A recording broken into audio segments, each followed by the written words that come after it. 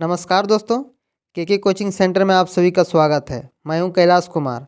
आज आप लोग के लिए क्लास 8 का साइंस से बायोलॉजी सेक्शन का वीडियो लेके आया हूं। चैप्टर का नाम है सूक्ष्म जीव। चैप्टर 3 से है सूक्ष्म जीव। इसका एमसीक्यू क्वेश्चन लेके आया हूं। तो आइए आज हम लोग शुरू करते हैं। लेकिन उसके पहले अगर आप चैनल को सब्सक्राइब नहीं किए होंगे तो कृपया सब्सक्राइब करें, साथ ही बेल आइकन को भी दबा दें, जिससे वीडियो का नोटिफिकेशन आपको मिलता रहे। तो आइए आज हम लोग शुरू करते हैं क्लास 8 के साइंस का चैप्टर नंबर 3 सूक्ष्म जीव। इसका एमसीक्यू क्वेश्चन भी हम लोग देखेंगे और थ्योरी भी। तो शुरू करते हैं। पहला क्वेश्चन है, सूक्ष्म जीव कहाँ पाए जाते हैं? तो हम लोग जानते हैं कि सूक्ष्म जीव हर एक जगह, मतलब मिट्टी में भी, जल में भी, वायु में भी, मतलब सभी जगहों पर सूक्ष्म जीव मिल जाते हैं। सबसे पहले कौन सा प्रतिजैविक खोजा गया था? तो सबसे पहले पेनिसिलिन का खोज हुआ था। प्रतिजैविक में सबसे पहले पेनिसिलिन का खोज हुआ था। फिर अलेक्जेंडर फ्लेमिंग ने 1928 ईस्वी में किस पहले प्रतिजैविक की खोज किया था?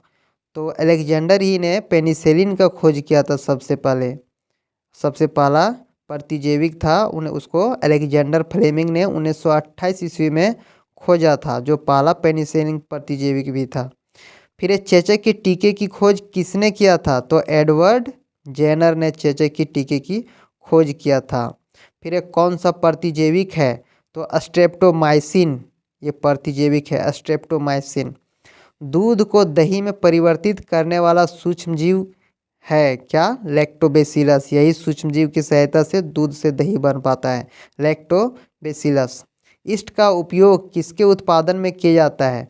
तो ईस्ट से अल्कोहल, इसका उत्पादन में किया जाता है, अल्कोहल को बनाने में।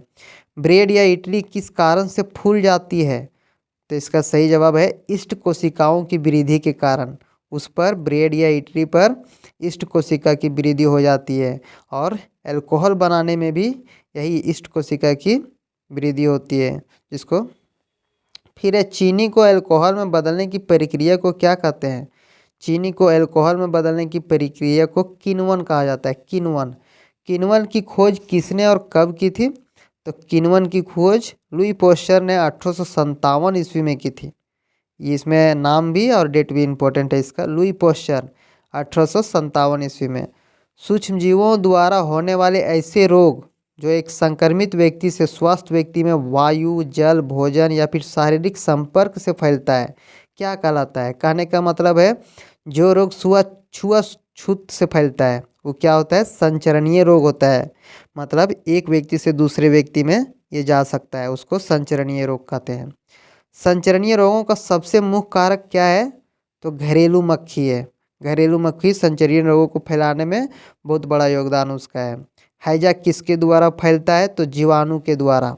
और डेंगू परजीवी का वाहक क्या है? डेंगू परजीवी, उसका वाहक है मादा एडिस मच्छर। मनुष्य में वायरस द्वारा होने वाला एक समान रोग क्या है? तो पोलियो है, जो वायरस द्वारा फैलता है। पीड़ित व्यक्ति से स्वस्थ व्यक्ति में एड्स फैल सकता है क्या? कैसे? खून चढ़ाने से। मतलब पीड़ित व्यक्ति का खून अगर स्वस्थ व्यक्ति में चढ़ाया जाए तो अगर उस पीड़ित व्यक्ति में एड्स रहे तो वो फैल सकता है। पैकेटों, थैलियों में आने वाले दूध को खराब होने से बचाने के लिए क्या किया जाता है? तो उसको पौष्टिरीकृत किया जाता है। एक मतलब लिमिट टेम्परेचर पर, एक लिमिट टाइम के गर्म किया जाता है। निम्न में से किस पौधे के पत्तों के रस का उपयोग मलेरिया और डेंगू के उपचार में किया जाता है?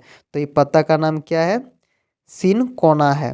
नाइट्रोजन का वायुमंडल से मिट्टी, पौधे तथा जंतु में परिवहन की संपूर्ण प्रक्रिया को क्या कहते हैं? तो नाइट्रोजन चक्र कहते हैं। फिर राइजोबियम नामक जीवाणु किस फसल के जड़ में पाए जाने वाले हैं? ग्रंथियों में उपस्थित होते हैं। तो फलीदार फसल में राइजोबियम नामक जीवाणु। अब आइए इसका एमसीक्यू क्वेश्चन देखते हैं। अगर आप इसको जो ऊपर थ्योरी पढ़े उसको अगर बढ़िया से सुनते गए होंगे या फिर समझते गए होंगे तो ये एमसीक्यू क्वेश्चन आसानी से बन जाएगा। जैसे ब्रेड या फिर डबल रोटी या इडली फूल जाती है, इसका क्या कारण है? ऑप्शन है उष्णता, फिर है पीसना, या फिर ईस्ट कोशिकाओं की वृद्धि, या फिर फेंटने के कारण। तो हम लोग पढ़े हैं ऊपर में, क्या ऑप्शन 3 सही है, ईस्ट कोशिकाओं की वृद्धि। फिर है सूक्ष्मजीवों द्वारा होने वाले ऐसे रोग जो एक संक्रमित व्यक्ति से स्वस्थ व्यक्ति में वायु, जल, भोजन या कायिक संपर्क द्वारा फैलता है, क्या कहलाता है? ऑप्शन है संचरणीय रोग, असंचरणीय रोग, मानव रोग या फिर इनमें से सभी। तो क्या कहलाएगा? संचरणीय रोग कहलाएगा। बीमारी पैदा करने वाले सूक्ष्म जीवों को नष्ट करने अथवा उनकी वृद्धि को रोक देने का काम करने वाली औषधि है क्या? प्रतिरक्षी, प्रतिजैविक, रोगजनक या फिर रोगवाहक। तो क्या है? प्रतिजैविक। इसका ऑप्शन नंबर 2 सही होगा। अलेक्जेंडर फ्लेमिंग ने 1928 में किस पहले प्रतिजैवी की खोज किया था?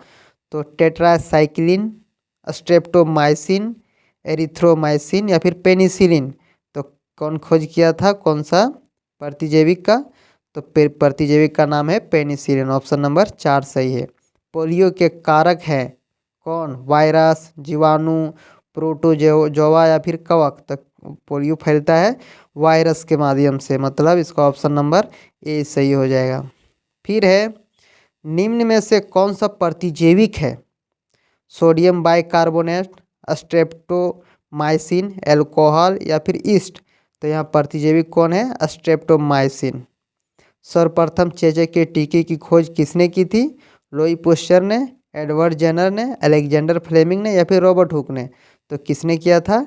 एडवर्ड जेनर ने चेचा के टीके की खोज किया था सबसे पहले। सबसे पहले कौन सा प्रतिजैविक खोजा गया था? ऑप्शन है पेनिसिलिन, स्ट्रेप्टोमाइसिन, टेट्रासाइक्लिन या फिर इनमें से कोई नहीं। तो सबसे पहले जो प्रतिजैविक खोजा गया था उसका नाम है पेनिसिलिन। ऑप्शन नंबर ए सही है। पेनिसिलिन प्रतिजैविक की खोज किसने की थी? एडवर्ड जेनर ने, अलेक्जेंडर फ्लेमिंग ने, लुई पास्चर ने या फिर रॉबर्ट कोच ने। तो कौन किया था? अलेक्जेंडर फ्लेमिंग ने। किण्वन की खोज किसने किया था? Louis Pasteur, Edward Jenner, Alexander Fleming या फिर रॉबर्ट हुक। तो कौन किया था? लुई पास्चर ने। अब इसमें देख सकते हैं जो चारों नाम है, अधिकतर ऑप्शन में चारों नाम मिलता है, इसलिए इस नामों को बढ़िया से समझ लीजिएगा।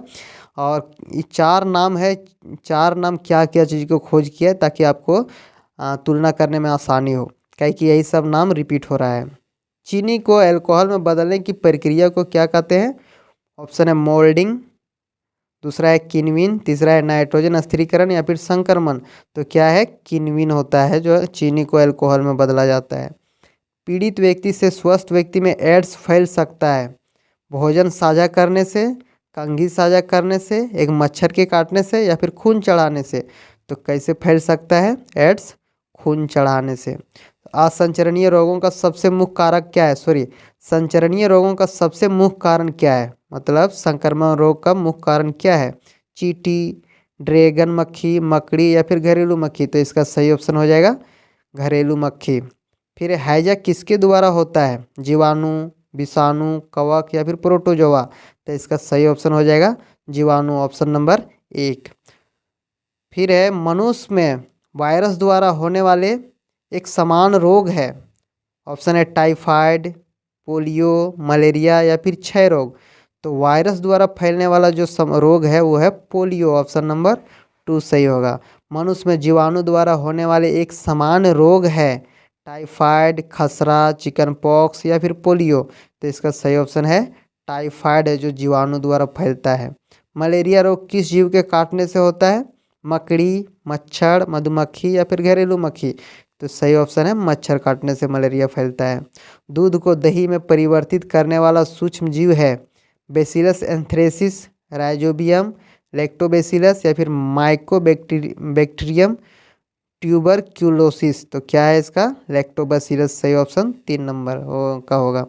निम्न में से किस पौधे के पत्तों के रस का उपयोग मलेरिया और डेंगू के उपचार में किया जाता है? तो गिलोय या फिर सिनकोना या फिर घृत कुमारी या फिर सहजन।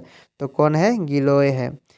20 नंबर क्वेश्चन है डेंगू परजीवी का वाहक है घरेलू मक्खी, मादा एडिस मच्छर या फिर मादा एनोफिलीस मच्छर या फिर कॉकरोच। तो कौन है इसका सही ऑप्शन? मादा एडिस मच्छर जो डेंगू परजीवी का फैलाने में मदद करता है। ऑप्शन नंबर 2 सही है। ब्रेड बनाने की प्रक्रिया के दौरान कौन सी गैस उत्पन्न होती है?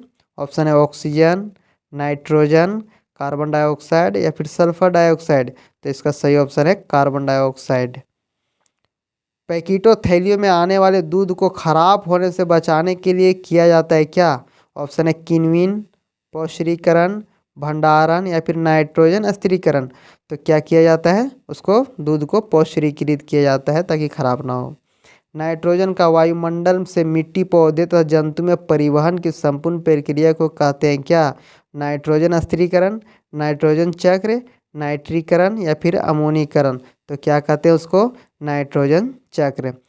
तो इस प्रकार हम लोग इसका थ्योरी चैप्टर नंबर 3 का थ्योरी भी ख़त्म कर दिए और MCQ क्वेश्चन भी ख़त्म कर दिए। तो अब हम लोग फिर मिलते हैं नेक्स्ट वीडियो में। तब तक के लिए फिर से एक बार नमस्कार, और आप सभी वीडियो में लास्ट तक बने रहें, इसलिए बहुत बहुत धन्यवाद। इसी प्रकार आप वीडियो में बने रहें, और अगर चैनल को सब्सक्राइब नहीं किए होंगे तो कृपया सब्सक्राइब कर लें। बहुत बहुत धन्यवाद।